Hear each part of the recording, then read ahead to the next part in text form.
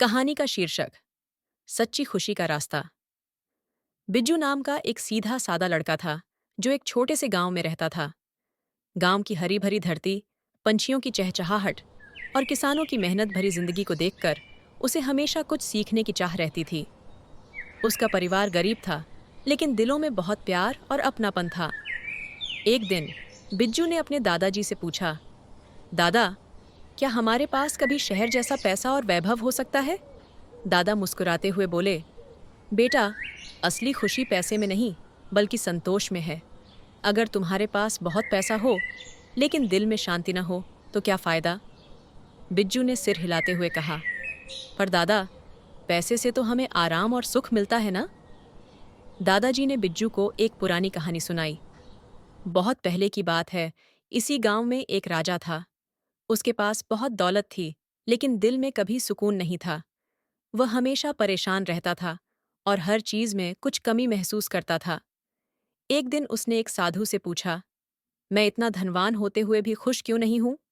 साधु ने उसे एक साधारण किसान के पास भेजा, जो बहुत खुशहाल जीवन जीता था। राजा ने देखा कि किसान के पास न तो ज्यादा पैसा था, न कोई भव्य मकान, फिर भी वह हमेशा हंसता खेलता रहता था।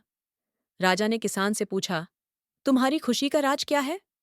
किसान ने मुस्कुराकर जवाब दिया, मुझे मेरे खेत में मेहनत करने में सुकून मिलता है, परिवार के साथ वक्त बिताने में खुशी मिलती है, और जो कुछ भी पास है उसी में मैं संतुष्ट रहता हूं। राजा को तब एहसास हुआ कि असली खुशी बाहरी चीजों में नहीं, बल्कि हमारे भीतर होती है। बिज्जू ने यह सुनकर गहरी सोच में पड़ गया।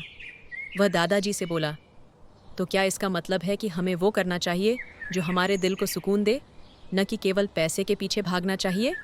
दादाजी ने सिर हिलाया, बिल्कुल, मेहनत करो, लेकिन संतोष का रास्ता मत भूलो।